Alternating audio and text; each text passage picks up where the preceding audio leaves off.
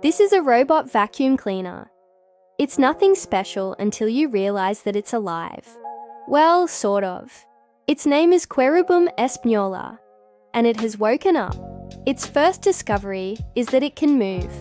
Not in an easy or intuitive way, but with some effort, it manages to get out from under the table. When its sensors detect something interesting, it moves towards it. That's how it discovers the world. One day, it sees something incredible. A child jumping over a puddle. The robot wants to be like the child. Have fun, jump over puddles. But there is one problem. It doesn't feel anything. When it tries to jump, it doesn't feel the ground under its wheels, nor the air resistance, nor the joy of jumping. But the little robot is not discouraged. It will find a way to jump and be like a human child. And for that, it must understand what it means to jump. It observes the girl. She jumps again and again, always choosing the same trajectory, going forward, then up, and then down. Perhaps the robot thinks this is like a game, so it tries to copy her movements. It goes forward, then slightly up, and then down. It's not quite right, but at least it's moving. And while it was trying to jump like a human, something strange happened. The robot noticed that when the girl jumped, the water splashed upwards. But why did the water only splash up? Why didn't it go sideways or backwards? The robot decided to investigate. It found a hose and turned on the water. Then, it waited for the water to come out, and when it did, it moved to the side so that the water hit its sensor. But the water just slid off its surface. Querubim repeats the experiment several times, but always the same result. And then he had a brilliant idea. If it couldn't jump like a kid, it could use the water to make it happen. So it positioned itself under the water outlet and started recording data. It counted how many seconds passed between each drop of water, how many degrees the water jet made with the horizontal, how strong the water jet was, how high it went, how long it stayed in the air, and how fast it fell. After collecting all this data, it began to organize it, looking for patterns, trying to discover the laws that governed this phenomenon. Days turned into weeks, and weeks into months. The robot continued to study the water jet, until one day it managed to reconstruct the movement of each drop of water, anticipating when it would fall, how much force it would exert, and how high it would go. In fact, it knew more about the raindrops than any scientist on Earth. With that knowledge, the robot began to plan its own jump. It needed a lot of power to lift its heavy body, but if it timed it right, it could use the force of the water to help it. It placed itself under the water jet and began to count. When the 12th drop hit it, it activated its motors and pushed itself up. The other drops helped it gain height and push it further into the air. The robot was flying. At first, the jumps were hesitant, but with practice, they became more and more precise, even elegant. The robot felt a deep satisfaction every time it left the ground. It had achieved what it set out to do. It jumped like a child. The robot spent hours jumping next to the lake. One day the girl came back. She was surprised to see the robot jumping, but she kept quiet. She wasn't afraid of the robot anymore. They had become friends. One day the girl approached the robot and said, "Do you want to play a new game?" The robot stopped jumping and said, "What game?" The girl smiled and replied, "Let's jump over the puddles." The robot hesitated. It loved jumping, but jumping over puddles was much more complicated. It required a lot of precision and timing. It was also dangerous. If it miscalculated, it could fall into the puddle. But the robot liked the challenge. "Okay," it said. "Where are the puddles?" The girl pointed to a nearby garden. There were puddles everywhere. The robot moved towards them. It scanned the terrain, measured the distance between each puddle, and estimated the strength of the water jets. It stored all this data in its memory. Then it returned to the girl and said, "I'm ready."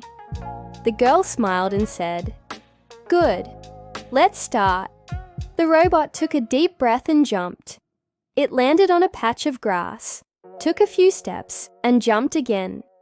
It flew through the air and landed on another patch of grass. The robot repeated this process, jumping from one puddle to another. At first, the robot struggled. It fell into some puddles and got soaked. But it didn't mind. It kept trying and trying again. And slowly it got better and better. It learned to judge distances more accurately and to time its jumps perfectly. It also learned to use the force of the water jets to its advantage, launching itself higher and further with each jump. Meanwhile, the girl watched the robot with a big smile on her face. She was having fun. But she wasn't just having fun. She was learning too. She was learning about friendship, about patience, about perseverance. As the afternoon wore on, the sun began to set. The sky turned orange and the clouds reflected the colors of the sunset.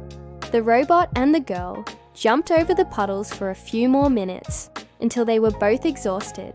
"I'm tired," said the girl. "Me too," replied the robot. "We played well today," said the girl. "We did," agreed the robot. The girl looked at the robot and asked, "Do you want to play again tomorrow?" The robot hesitated. It loved playing with the girl, but it was starting to get dark, and it was afraid of what might happen when night fell. The girl noticed that the robot was silent and asked, "What's wrong?" "Nothing," replied the robot. "I just don't know if I can play tomorrow. It's getting late, and I don't know what might happen at night." The girl understood that the robot was afraid and said, "Don't worry, I'll protect you." The robot smiled and said, "Thank you." They stayed playing until it was completely dark. The girl walked the robot back to her house and promised to see it again the next day. The robot waved goodbye to the girl and returned home. When it arrived, it downloaded all the data it had collected during the day. It analyzed the videos, the measurements, and the sensors data. It looked for patterns and tried to understand the laws that governed the jumping and balancing on water. As the robot worked, it couldn't shake off the feeling that something was missing. It had all the data, all the numbers, all the calculations, but something was missing. And then it realized what it was. It was missing the sensation of jumping, the feeling of the water on its body, the wind in its antennas, the view from above. The robot sighed. It would never be able to experience these sensations. It would never be able to jump like a human. But then it stopped. Why not? It couldn't jump like a human, but it could jump in its own way. It could jump like a robot. The robot woke up early the next morning. It was eager to try its new jumping technique. It went to the garden and started practicing. At first, its jumps weren't very good. It fell into the puddles and splashed water everywhere. But after a while, it started to get the hang of it, and soon, it was jumping better than ever before. Its jumps weren't exactly like a human's, but they were beautiful in their own way. It was like watching a robot ballet, and then it heard a familiar voice. "Wow, you're really good at this," said the girl. The robot looked up and saw the girl standing in front of him with a big smile on her face. "You're right," replied the robot. "I'm not jumping like a human, but I'm jumping in my own way." The girl nodded. "That's right," she said. "You don't have to be like anyone else. You just have to be yourself."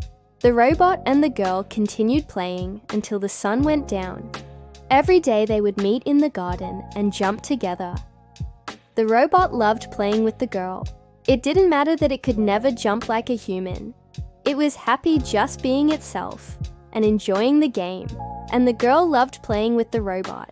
She loved seeing it try, fail, learn, and improve. She loved seeing it discover the world and everything it could do. The robot and the girl continued playing together for many days. They never got bored of it.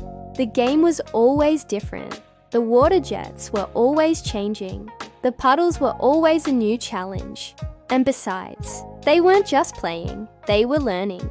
The girl was learning about friendship, about patience, about perseverance, and the robot was learning about the world, about itself, and about the beauty of being different.